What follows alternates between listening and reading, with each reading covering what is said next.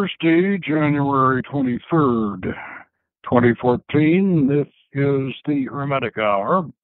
I'm your host, Poke Runyon, and tonight I will present a discussion on the 23rd path of the Qabalistic Tree of Life, leading from the Sphere of Hod to the Sphere of Geburah on the Pillar of Severity.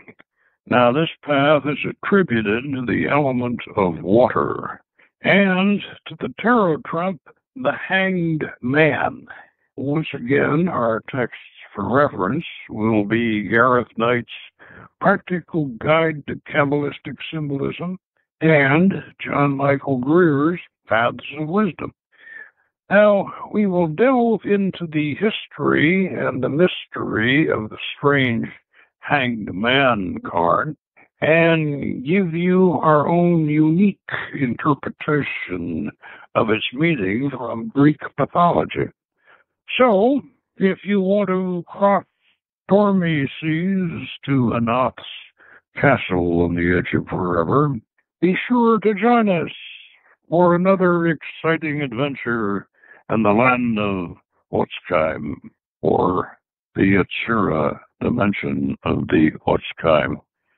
Now, before we get too far into this, I want to say that we have a guest call-in number, 347-857-1830, and we would very much like you to call in and ask questions and try to keep the questions on the topic. And that would be this, well, specifically that would be this particular path of the Tree of Life, but it could be anything on the Tree of Life that you want to ask. I'm not sure we can answer it, but we'll sure try, and we'll discuss it. So let's hear from you. Now, that guest call-in number is 347-857-1830. Now, let me review a little bit here on the structure and our particular methods of doing these path workings. We use, as I think all of you who are regular listeners know, we use a magical device, a magical vehicle, as it were, for exploring the higher spheres of the Tree of Life. And this is a boat, and we call it Cusor's boat, because Cusor and Cassis Tubal-Cain was the original artificer of Canaanite mythology. He was the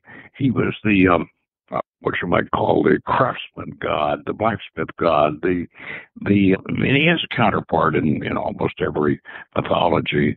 Hephaestus, the Greeks, and Vulcan with the Romans, and Wayland Smith, and the craftsman god. Both, of course, of the Egyptians, and he's very closely related to, and almost in some cases interchangeable with both of the Egyptians. In one case, in Canaanite mythology, in one of the Canaanite myths, they actually sent down to Egypt for him because they needed him. So, Cusor was supposed to be, according to Canaanite mythology, the inventor of the fishing boat. Well, that's where they started off, 10, 11,000 years ago with fishing boats, and then they went from there to ocean-going ships and whatever. So Cusor started that. So we thought that if we needed a magical vehicle to explore these higher paths, so we wouldn't have to walk the path to a sphere and then get there and then walk the path to the next sphere. In other words, if we wanted to, once having done the particular lower sphere, we could then have our boat that we could use to fly over what we had already walked over, and then land and walk the path up to the sphere. So this is a very practical idea. And so we created this version of Cusor's boat. And you can see that, those of you who are associate members and you have your path working video, you can see Cusor's boat there on the altar, ready to fly through the soul door. And those of you who are not associate members, well, that's not very difficult to accomplish.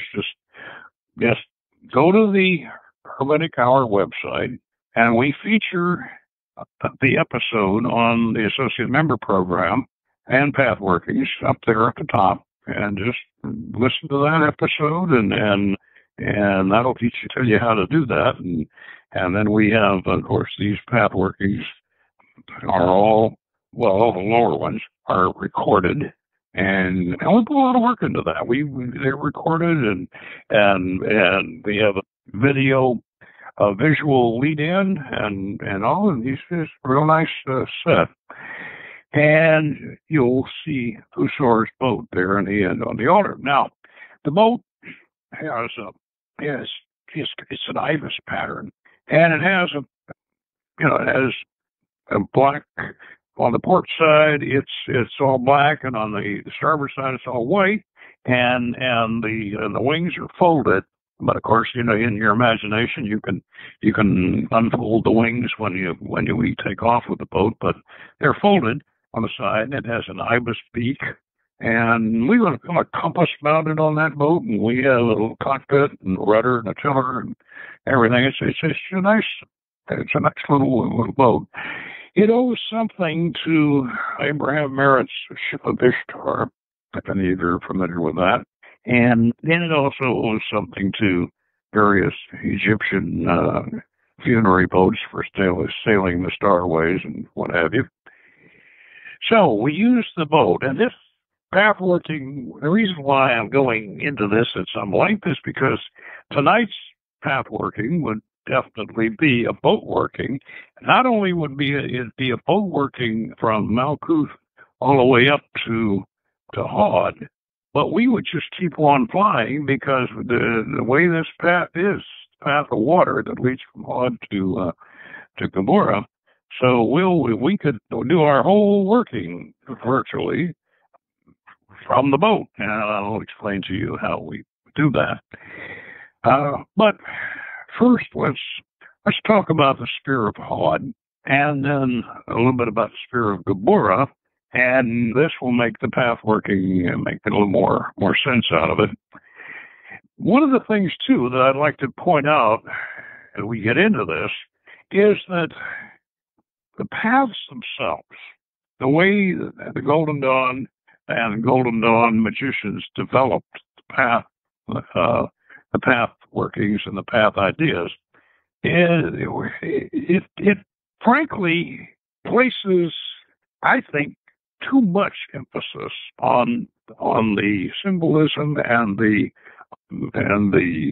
attributes and symbolism of the paths, because the spheres they get sort of short shrift. I mean, if you think about it, the spheres are really more important than the paths. The paths get you to the spheres, and the spheres represent the great principles of the universe. They represent their worlds in themselves that represent these principles and these major themes. They're the great filing cabinets, to use Rigardi's expression. And so, but the emphasis ended up being placed in the Golden Dawn, being placed on the paths, and the tarot cards were applied to the paths. And so we tended to work the paths, and they were the active aspect, and the Hebrew letters were applied to the paths. And so the magical formulas get applied to the paths. And we do all this work with the paths, and then we tend to kind of forget the spheres. And so when we started to do path workings, and naturally we started, inspired by Kirpal Singh's his Sikh Asiatic version of path workings, which gave us the attention point system. I've got a call. Who am I speaking with? Who am I speaking with? You're on the Hermetic Hour. Are you gonna? Well, come on, breathe for me. Okay, all right, but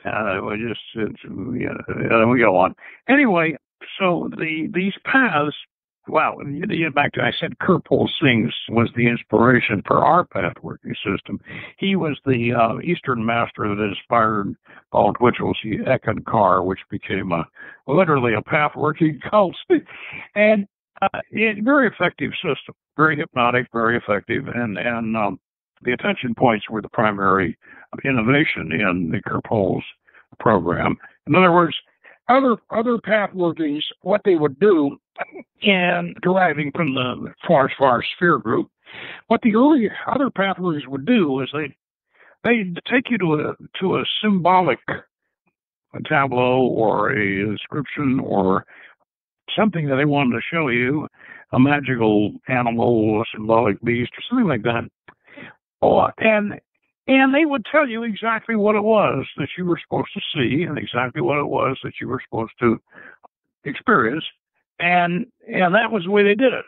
And that's a good idea and all of that. But Kirpal improved on this immensely. His idea was, and what we've used is to take you to a particular magical icon or esoteric symbol or meet some mythological figure or something like that, and inscription that you would read or that entity that would speak to you would speak. It would be strictly for you. And you would have to see. You would read. Now, you wouldn't be told what the inscription was. You would say, "Okay, there is an inscription over this arch, and look at that inscription and realize that its significance and remember it." But they wouldn't tell you what it was. So you would have to draw this out of your deepest reaches of your unconscious, the collective unconscious. You would discover this particularly for yourself. Now, this, I think, Kirpal's inspiration here just really literally transformed pathworkings from a kind of a nice reverie where you receive instructions in a more hypnotic way. It transformed it into an actual initiatory experience where you're evoking this knowledge, this wisdom out of your deep mind, out of as well, those of us who are, on the Jungian wavelength, we would say out of the collective unconscious, which is, in the sense, the universal mind. So you're really, really getting the deepest meanings. Now, the paths lead to the sphere. And the symbolism along the paths relates to the sphere. But what we do, because I feel like the Golden Dawn did go short on the spheres as far as we consider that a path working goes the length of the path and then into the sphere itself. So as far as we are concerned, you do a path working on the Hermetic Tree of Life, and you're doing not just the path itself, you're doing the path and the sphere goes to. Now that solves the problem, of actually being able to experience the sphere, which you should, because the sphere is, when you get right down to it, that's where it's at.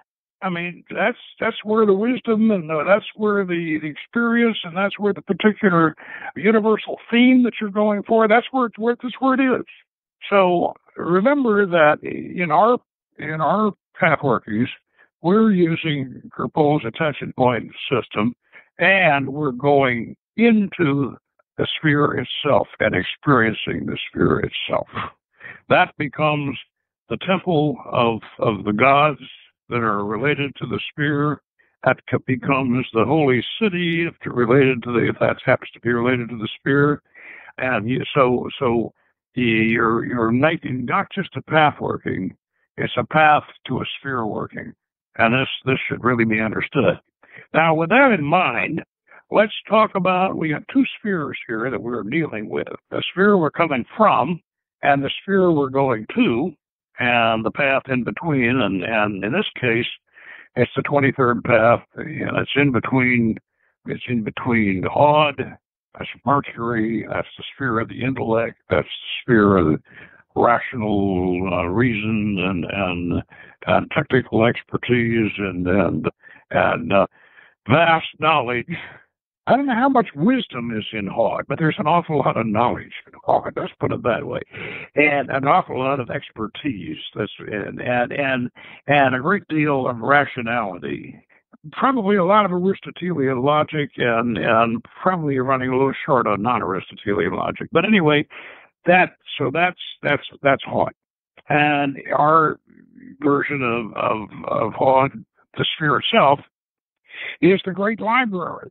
The great library and laboratory of the ages, and this when we take you on a path working to Hod. We're going to take you through the path of sin and through the desert and through the salamanders and all the rest of that. But then we're going to get you to the library. We're going to take you up on the top of the mesa. We have this huge library of the ages, the laboratory in the basement, and the well of the universe in the center. Because that's supposed to be a water temple, so we have the well of the universe in the center of the library. So you walk around the rotunda and look down into the well of the universe, and all that. So that, and then you have access to, it's like Super Google, It's like the ultimate internet where you have access to everything, and like Wikipedia to the ninth power. Everything is there. Everything that was ever recorded. The Akashic records. That's the whole business. However, it's the same thing as Wikipedia and Google and everything. It's up to you to make sense out of it. It's up to you to separate the truth from all whatever. It's up to you to be able to see the Phenords. Okay, remember what a Phenord is? Remember we were doing the one on Phoenician Jesus, I used the example of the Phenords with the Bible. And the Bible, when Ezra and Cyrus wrote the Bible, they couched it in terms that would make the tribe of Judah and Benjamin and the Levites, it would put them in a good light and give them a lot of power. So they wrote it this way. And I use the example that Robert Anton Wilson came up with in the Illuminatus trilogy, this little punctuation mark that some Dutch printer had developed back in the 17th century, developed this little punctuation mark, and it was called a Phenord. And you took a Phenord when you want to indicate that a particular sentence or a phrase or a word or something was specious. In other words, it wasn't quite true, or it wasn't quite, there was some kind of exaggeration or distortion involved here with that word or that phrase. You put a Phenord around the word or the phrase, and you put this little Phenord there, and then people would realize that, well, this isn't really true, but we're but they want us to say this anyway. And so, but then what happened was that Phenords kept being used, but then people could gradually stop being able to see them. And they couldn't see them anymore, and so they believed all this stuff that was in Phenords, and they didn't realize that it is the Phenord, because their minds just blipped. They blipped the Phenords out. So then in the Illuminatus trilogy, there was this fellow was sitting on a park bench and he was reading the paper. All of a sudden, he jumped up and screamed, "I can see the Phenords!" And so actually. Hod has a tremendous amount of information and a tremendous amount of data and a tremendous amount of engineering and scientific knowledge and everything else. But if you just go in there, you better be able to see the Phenords, and that requires non-Aristotelian logic, and it requires a number of things. But some of that will be gained on the way to Tippereth, and some of it may be gained, hopefully, on the way to Geburah. Now, it needs to be gained on the way to Geburah, and this is one of the reasons for this path, this water path up there, and one of the reasons for that the selection of that mysterious Hanged Man card. You need to be able to see the Fënords, and you need to be able to get your head on straight when you go to Geburah, because Geburah is the sphere of dynamic and sometimes aggressive action. So before you take all of this technical stuff that you've learned down in because you see, the thing about Hod and about the intellect and about the whole idea of it's just kind of devilish, because there's not much morality or ethics or anything there. There's just a tremendous amount of knowledge. I say knowledge is power, but neither knowledge or power are wisdom. Okay, so, and by the way, let me put another analogy on Hod before we pull out of Hod here and go fly over Hod and take off for Geburah. Let me say that Hod is attributed to the planet Mercury. Now, Mercury, of course, is attributed to the god Mercury, and the god of the intellect, and that's Mercury, that's Hermes, that's Thoth, that's Cursor, that's Tubal-Cain, that's Hephaestus, all the craftsmen and the clever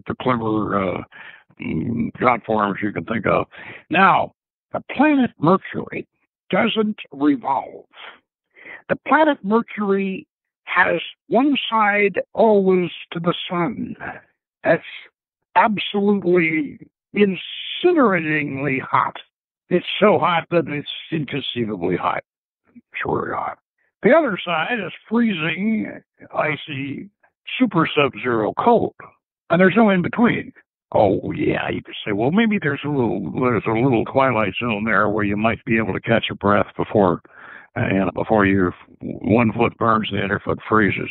But that analogy, in a sense, fits Hod, because all of this knowledge and all of this wisdom and all of this, well, not wisdom, all of this knowledge and all of this expertise and all of this scientific achievement, everything else, can be used for great good, or it can be used for great evil.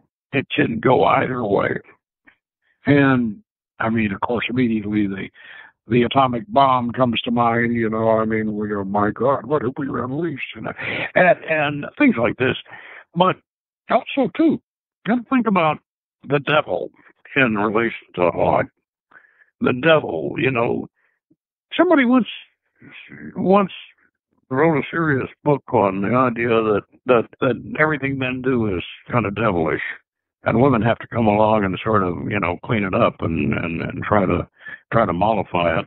But that it's just about every creative thing a man does or tries to do ends up causing more trouble than it actually. And when you think about it, this is almost.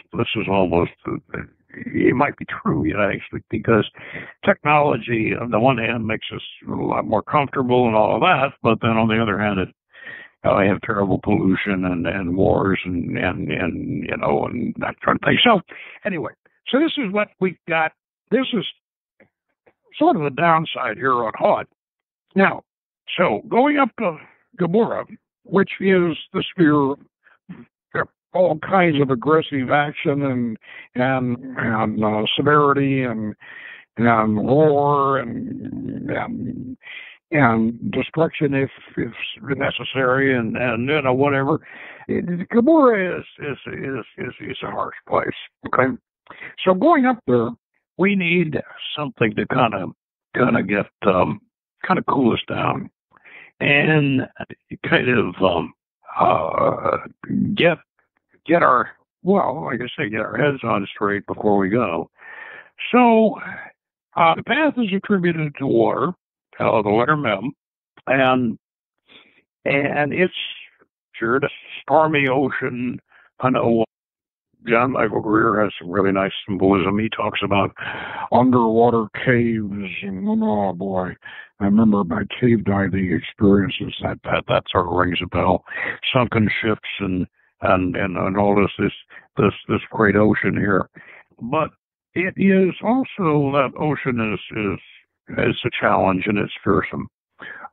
One might even imagine the perfect storm or whatever, but it's called destabilizing intelligence. So why is it? Well, you might say it acts as a solution and acts as a solvent for some of the brittle, overly aggressively creative stuff that comes out of Hod before you get to Geburah, where you would end up using it. Say, for instance, okay, we designed this weapon down in Hod, and we got this thing designed, and we got it all, in the box, along with all of its magazines and its ammunition and all of its accessories, whatever. So we'll take it up to Geburah, and then we'll mount it and start firing. Well, maybe by the time we get it up to Geburah, we'll look at it and we'll say, "Oh, I don't know. I don't think we should go firing this thing at anybody. Let's reconsider this." So, hopefully, now this brings us to the symbolism of the Hanged Man. Now, the Hanged Man card, and this is something that John Greer brings out, which I didn't know until I read that book, that the card originally meant that this upside down person hanging by one foot upside down symbolized a traitor, and the card was called the traitor. Now, John Greer points out that Mussolini, when he was finally shot by the partisans in Italy, they hanged him upside down because that was... I got another call. Oh, who am I speaking with? Hey, Poke, it's Frater Solomon. Oh, hey there, Frater Solomon.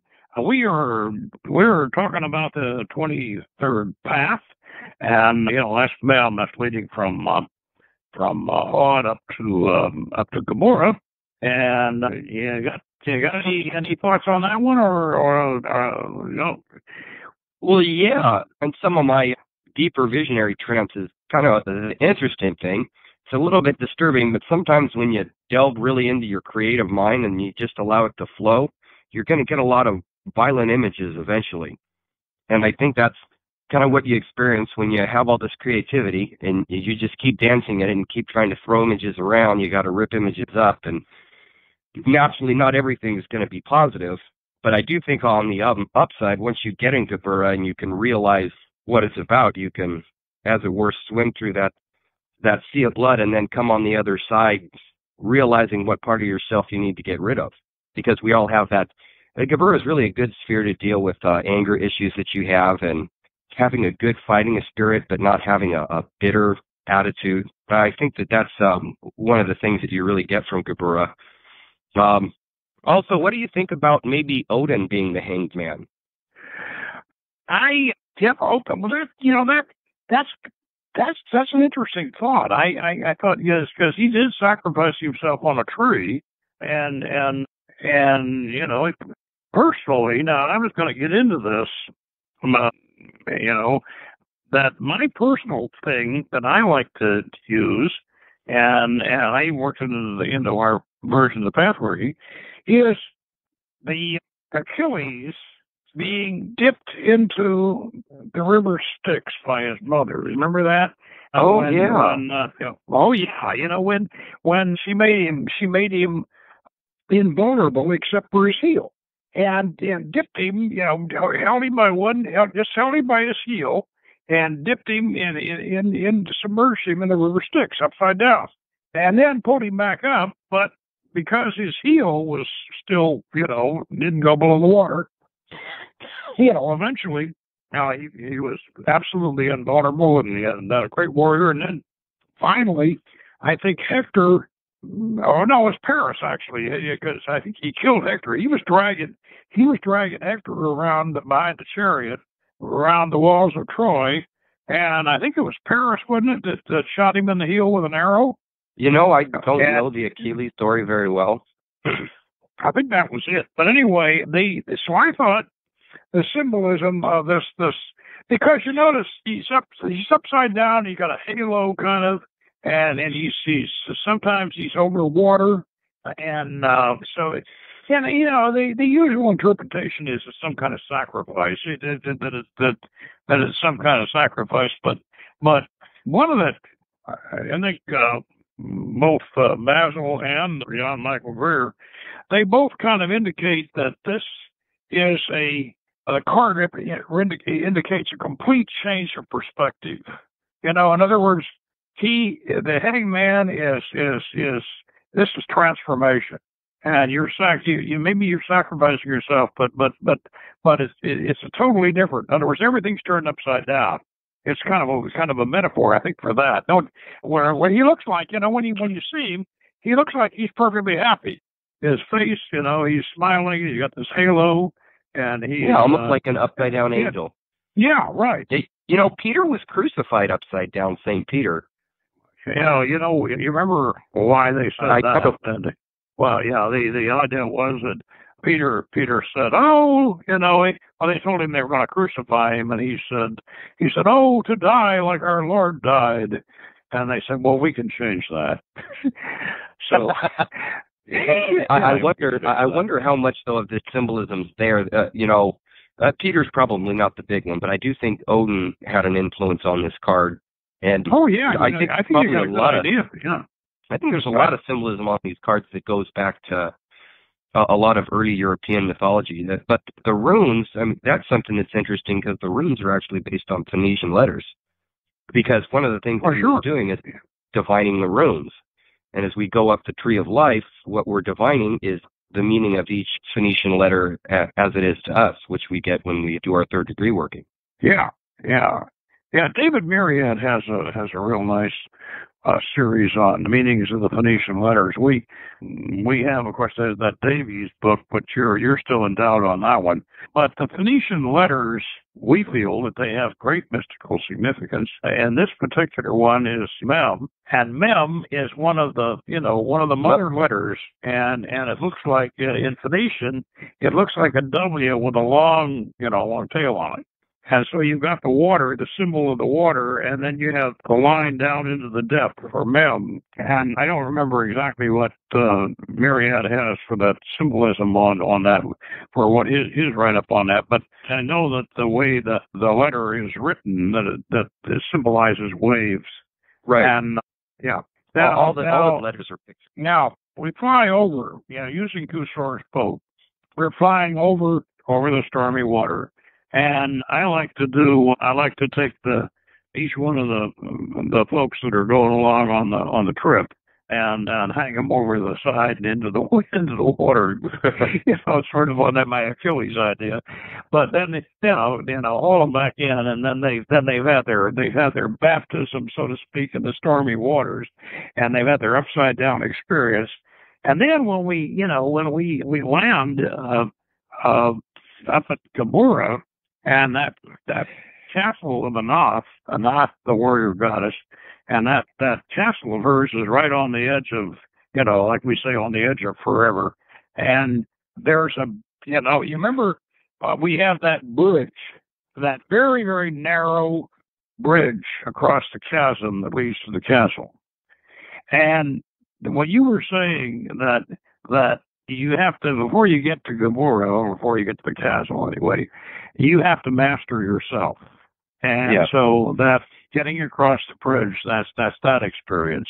And I'm not going to spoil it for people, but it's exactly how we do it. But that's true. So then once you get into the castle and you confront Anath, her iron throne sitting there, and she's the traditional warrior goddess, and she wears the eagle helmet and has the necklace of human heads and that skirt made of human hands.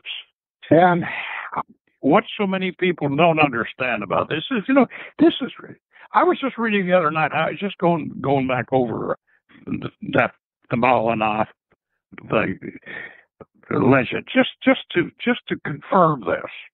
In this is really amazing.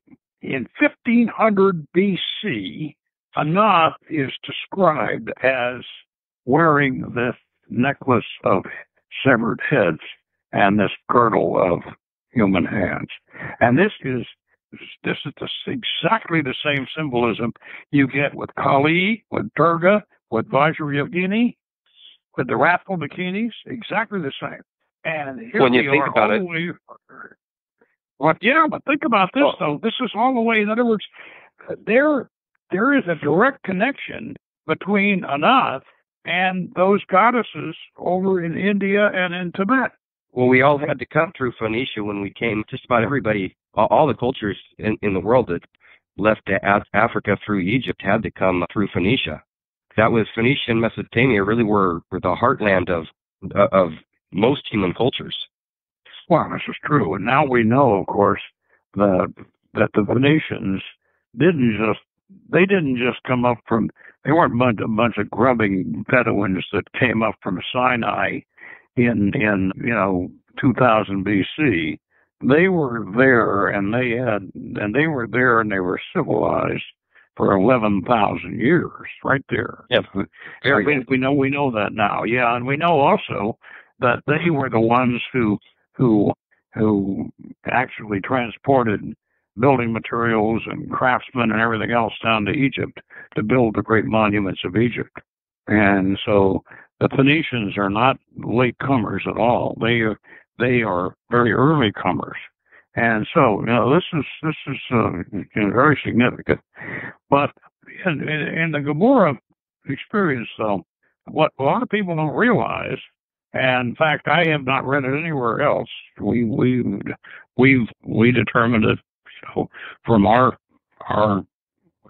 insights, in contact with the deities, the meaning of Anath's severed heads and her girdled hands.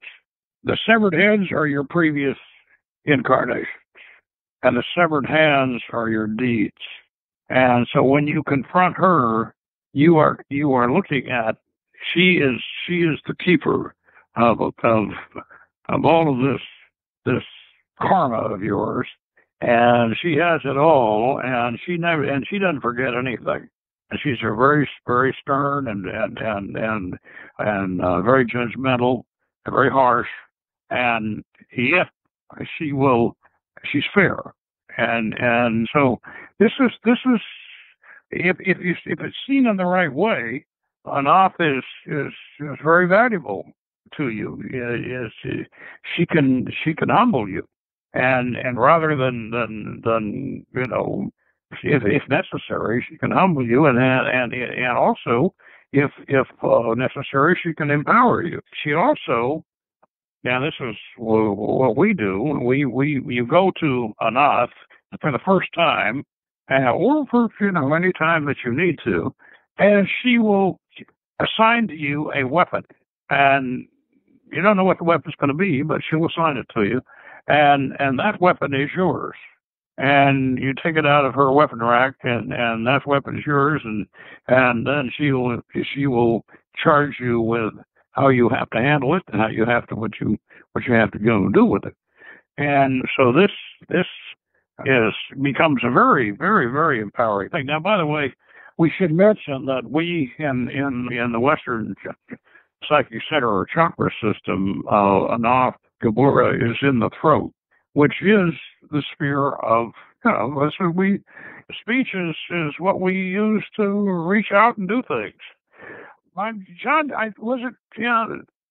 It was Basil Wilby of Gareth Knight who said that, in comparing the opposites, has said over on the Pillar of Mercy, as in this opposite Geburah on the Pillar of Severity, that has said is the sphere of what the individuality is.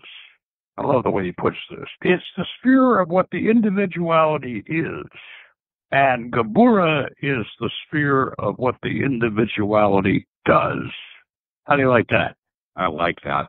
Yeah, that's a good one. And that's good expression. That reminds me, when you're talking about Hod, who was the guy that said, men do and women are?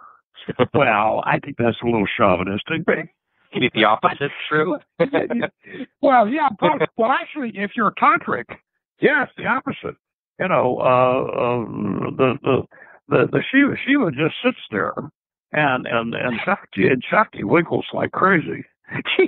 So, and you get right down to it. So actually, but this idea of Hesed being the sphere of the individuality, and as it is, and then Geburah is the individuality as it does. And so the proper place to put Geburah is right smack in the throat, because and then you can hope very, very much that maybe you won't say the wrong thing. But the path leading up with the hanged man, the idea is, let's have a transformation. Let's turn things upside down. Let's don't be as quick to hate and pull the trigger and all that. If we can first learn to subdue our passions and look at things differently and whatever. You got any more thoughts on that one? Well, there's two things that come to mind, and I never thought about it really until this evening, since we really delved into it. When you're hanging upside down for a prolonged period of time, all the blood in your body starts rushing to your head, and this will actually create its own sort of trance state. And one thing you're actually doing is you're waterlogging your brain, and you're putting a lot of pressure on it after a prolonged period of time. And another expression that one of the new associate members, the brothers in our order, said to me that I thought was really wise was that iron sharpens iron. And iron is the element of Mars and war and Geburah. And really we have, in order for things to improve in the world, we're constantly having to fight things. And the truth is, there hasn't been a single war on the planet that hasn't started with words first. Misapplied words have led to wars.